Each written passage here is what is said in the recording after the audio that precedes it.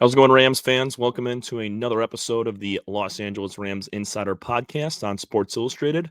I'm your host, Tom Cavanaugh, and tonight we are going to be recapping a very disappointing loss for this Rams squad. They've been winners of their last three, climbed back up to that 500 mark at 4-4, but they had too many offensive struggles tonight. I mean, when you look at the team stats, one glaring is 3 of 12 on third down. We're going to get into everything when it comes to individual stats, team stats, but just to start it off, 3 of 12, did not score a touchdown tonight, 5 field goals for all 15 points. The Dolphins, they come in at 2-6, and they take down the Los Angeles Rams 23-15 on Monday Night Football.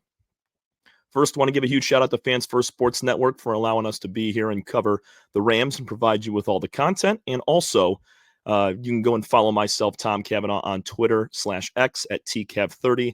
Go over to our insider page. That's at Rams Insider on SI, both on Twitter/X and Facebook. And then also type into your Google search bar Los Angeles Rams on SI, and you can get all of our breaking stories. We will hear from Sean McVay. Going to have a story on that out tomorrow, along with a couple of other players. But just to really kick things off, a very, very disappointing loss for the Rams. I mean, you're back at home. You take down your NFC West divisional opponent, the Seahawks, last week in a gripping victory. I mean, come from behind win. Stafford leads the team down the field for an overtime victory. Nice pass to Demarcus Robinson for the win, who was very much not in the picture tonight. Dolphins did a nice job of covering him up. But overall, I mean, right from the get-go, Dolphins jumped out to a 7-0 lead on the first drive of the game, went right down the field. They were up 10-0 before the Rams could even blink. And when you were looking at it, listen to the broadcast too. I'm listening to Joe Buck and Troy Aikman talk about it. 3 first downs for the entirety of the first half until the final drive when they were able to put together a field goal to close the lead from 10-0 to 10-6. So that entire first half, there was no rhythm, and no adjustments were really made in that second half, considering they were 3 of 12 on third down. 0 for 3 in the red zone, just could not find a way to get the ball in for 6. On the other side, the Dolphins were 2 of 3 when it came to red zone opportunities, and that was a huge difference in the game. The Rams defense did not play that badly. The Dolphins scored on every drive of the second half, but they were kept to field goals. They did have one touchdown to Tyreek Hill on a 1-yard shot from Tagovailoa, but they did a really nice job of bending and not breaking for a majority of that game. And 23 points, I mean, it's almost double what the Dolphins had been averaging. Coming into this game, they were the lowest scoring team. They'd been number 2 pretty much all week, and until the lowest team popped up and got a little bit extra on Sunday. But I mean, the Dolphins really came out to play today. Calais Campbell was your player of the game on the broadcast. I mean, he had an incredible day, was in the backfield all night. And that leads me into another huge point. There were 4 sacks on Matthew Stafford, 2 early on in the ball game that really kind of gave you the inkling of, I mean, these Dolphins are out for blood. They're going to come at you. And Stafford really stood no shot. It was weird because you get Steve Avila back. You get Jonah Jackson back. Your entire left side of the offensive line is back on the field. Guys are healthy. I mean, the Rams are playing with their starting O-line for the first time all year. Joe Noteboom is good to go on the right side.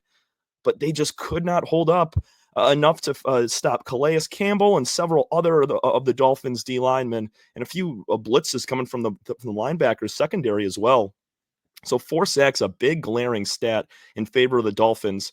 And the Rams had not allowed a sack in the last 2 games, which very surprising when you get all your guys back. But I mean, I guess there is some reasoning to it. I mean, you're back on the field. In the circumstance of Avila, he hadn't played since week 1. When you look at Jonah Jackson, he got hurt week 2. So these guys were out for months, or not months, over a month, I should say. Several games they've been out of play. So just kind of working back into it. I can understand where they would have some faults and some blown blocks, but 4 sacks on Stafford was a huge, huge deal. If you're a fantasy owner of Joshua Carty, I mean, you had a pretty good day. He had all the Rams points, 5 of 6 on field goals tonight. He hit a 55-yarder, his career long as a rookie. Carty was awesome tonight. He was asked to kick a 57-yarder in the second half to open up the third quarter. Could not make that one, just kind of pushed it a little bit to the right. But overall, a great day, positive from the rookie Carty. And then another rookie that also played well, was Jared Verse. He was able to get his 4.5 sack. He picked up another one. He leads all rookies with 4.5 at the moment. And on that sack, he was able to strip the ball from Tagovailoa, pick it up for a fumble recovery. So a turnover by Verse. He's looking better and better every week. He was in the backfield very often, making some good tackles. And then Christian Roseboom, he had a turnover as well. He had an interception, his second of his career. Roseboom was very, very good on defense. When you look up and down the stat line here defensively, it was Omar Spates, another rookie. He led the team with 8 tackles. Quentin Lake played well. Kobe Turner had a sack with 6 tackles. Verse, 4 tackles, that 1 sack in the fumble recovery. Verse and Byron Young both with 2 tackles for loss apiece. Byron Young, a second-year player, great draft pick that they were able to pick up back in 2023.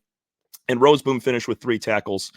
He had 3 pass deflections, actually. Nearly had a second interception, just was a little half second too late getting over in time to jump the pass. So when you look at the Rams defense, it was not a blunder of a game. I mean, the Dolphins played well. Devon Achane grabbed a ton of carries. He ran the ball, only 12 times for 37 yards, but I felt like Achane was actually used more in the passing game, which he was. I felt like he had the ball all night. He did have 5 receptions for 15 yards, and Tua threw for 207. That's really not that impressive to, get it done with 23 points. He was okay. Had a few inaccurate throws here and there, but Tyreek Hill, he had a touchdown, but only 16 total yards on 3 catches. The leading receiver was Jalen Waddle, 57 yards on 3 catches on the day. Waddle, you kind of knew him and Jonnu Smith were going to be the 2 guys. Before the game, it was breaking news. Tyreek Hill was going to grind it out and play the ball game with a torn ligament in his wrist. Had been dealing with it pretty much all year. He aggravated it in training camp and then also re-aggravated it when he was arrested prior to game 1 of the season. He spoke about that a little bit with Lisa Salters on ESPN, and I was very surprised that Tyreek actually played today. Wasn't a huge impact, but he did have the touchdown catch on the 1-yard pass from Tua. So looking at the defense for the Rams, they did not play terrible. It was more so the offense's struggles. Stafford still threw for 293, 98 of those yards going to Puka, 9 catches for Puka. 98 yards, as I mentioned. Cooper Kupp, he had 7 catches for 80 yards, so it's always great to see those 2 continuing to play well. They just couldn't find the end zone, man. Whenever they were inside that 20-yard line in the red zone looking to score, they just couldn't do it. There was a few plays here and there. The Dolphins did a really nice job of pass coverage. Really nice job of silencing Kyron Williams in the rest of the run game. Just 62 yards for Williams on the ground. Wasn't able to rip off anything long. His longest rush was 9 yards. So they were able to get him down early and often, which kind of led to having Stafford throw more. And in turn, the pressure came. Stafford was either sacked or had to rush the pass, spike a few into the dirt. And it was a big, big difference maker early in the game. And it continued on for all 4 quarters.